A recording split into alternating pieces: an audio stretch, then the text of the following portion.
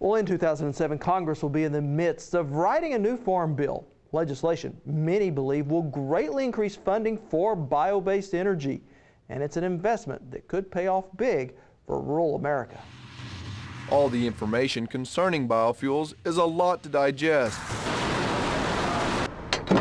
But the main question on farmers' minds is how to turn this new opportunity into a profit. Today we're importing about 5 billion barrels of crude oil, which will amount to nearly $320 billion. For the first time ever in the history of this country, it will exceed the gross domestic production of entirety of U.S. agriculture.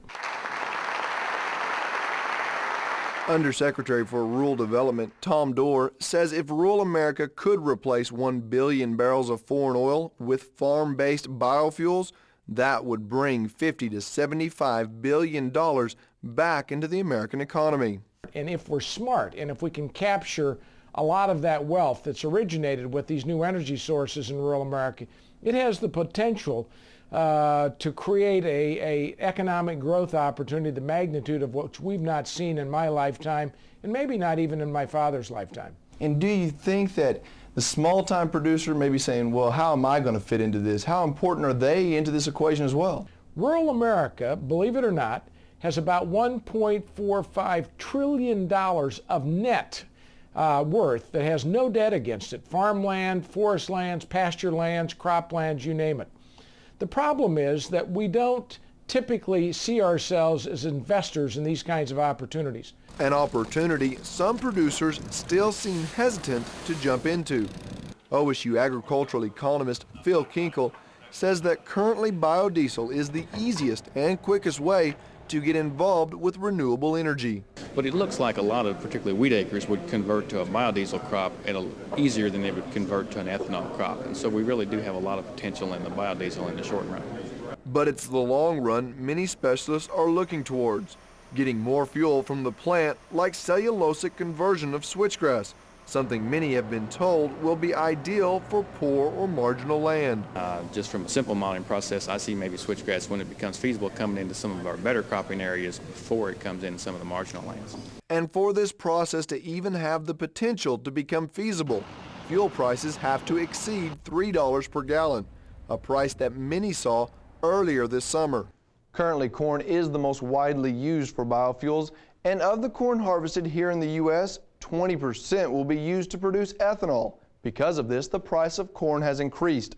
But experts say this shouldn't be the only reason for producer involvement.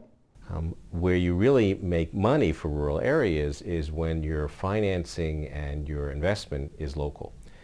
If the farmers own the ethanol plant, then they get a dividend at the end of the year. And on average, over the last 15 years, their return on their investment in the ethanol plant has been between 15 and 18% a year. David Morris is with the Institute for Local Self-Reliance and estimates that if Oklahoma dedicates 5 million acres to biofuel production, which is less acreage than what is currently used for winter wheat, Oklahoma would be able to produce about 4 billion gallons of ethanol, which is double what we use annually.